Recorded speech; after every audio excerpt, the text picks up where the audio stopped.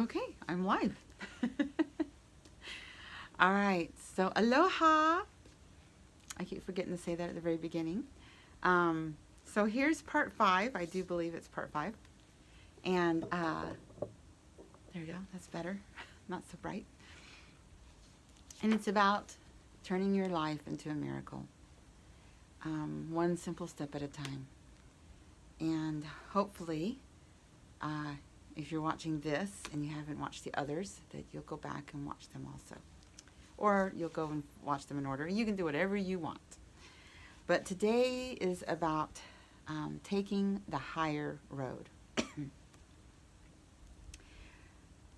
I'm going to use that phrase again later, but for now, yeah, it sounds simple, all right? But they lie at the center of our daily choices that we make that determines the trajectory of our lives or the path that we're going to take. These words also lie at the crux of attitude. All right, so taking the higher road. The truth is that we all are offered many opportunities each day to assume a bad attitude toward our surroundings in many small ways. Okay, so let me give you some examples of things that could give us the opportunity to choose to have a bad attitude. For instance, your colleagues at work are engaging in this gripe session about the people who run your company, and they don't like the way they're running it. Will you join in the complaining? Or will you direct a positive attitude at the problems they are acting out upon with negativism? Okay, so it's actually something I say here at home. If you see a problem, fix it. Do something about it instead of just complaining, right? Or perhaps the other parents of your child's classmates are directing a stream of complaints at the school your children attend together. If there is a basis to their complaints, you can either go down into negativism or raise the level of the discussion to the positives and what could be done to make things better. So in other words, you can take the higher road, which will always lead to better outcomes and better results. Which way should you go? That's the question. It is important to become attuned to making those decisions that each of us is called upon to make many times throughout the course of the day. Few decisions will influence the quality of our lives as much as these do. Okay? Now, tomorrow or the next time that I'm on here, we're going to take this and we're going to take a test drive with the new attitude. So before we take the test drive, this was today's last little video about attitude. So it's taking the higher road. And that's really hard to do.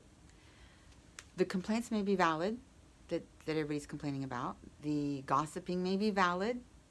That, again, but if you'll notice, it's complaining and negativity, and it's not solving a problem by complaining. Sometimes you need a shoulder to lean on. When you're going through something, you do need to vent. You do need to get it off your chest in a healthy way. And, so if you have a friend that you can do that, who won't belittle your feelings, but also won't let it affect them. They just know that it rolls off your back and you just need something to vent. That's a little different. But when it comes down to it does not change or make things better for you, your attitude continues to stay negative, then you need to take a look at what you're doing in venting. If that makes any sense. A group of people venting usually is just gossiping and, like the pitchforks, the crowd that's going after the monster. That's what happens, is it becomes a mob mentality and everybody gets into the whole anger issue or hate issue. And that's not good.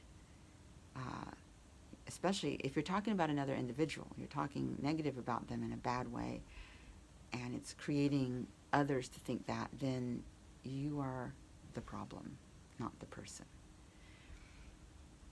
So take the higher road. Okay, well, yes, this is a problem.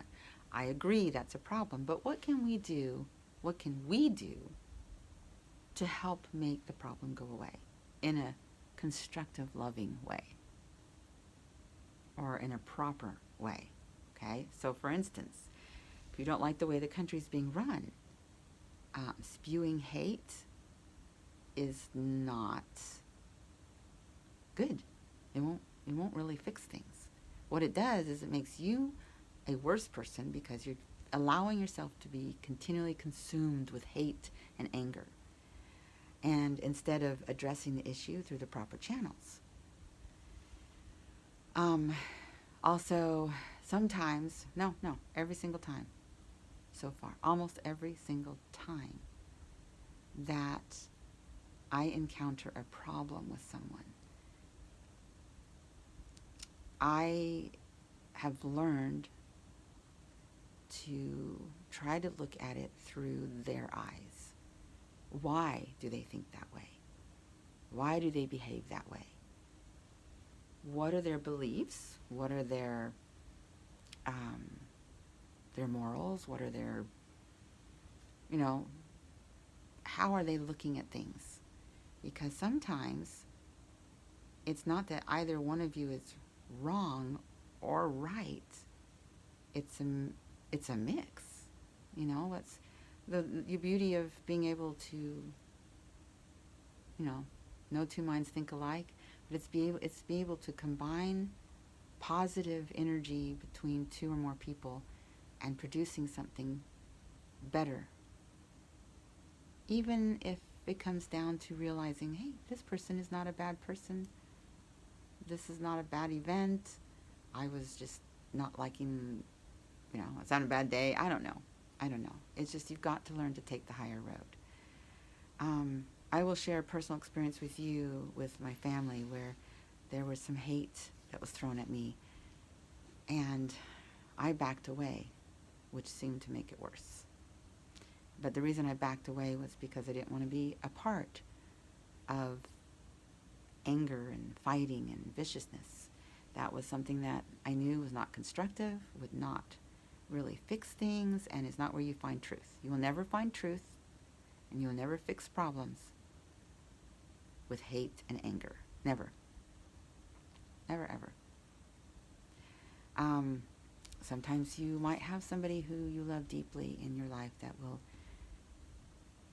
leave you, or that will kind of just, they abandon the friendship, or they just kind of, they needed you and now they don't need you, so they don't want you. in all kinds of friendships I'm talking. And when that's the case, as hard as it is, you have to learn to let go. The whole phrase, let go, let God. I don't like that phrase very well, but only because I have a hard time letting go of things. I have to learn to step back from the situation and just finally, I will eventually get there, finally learn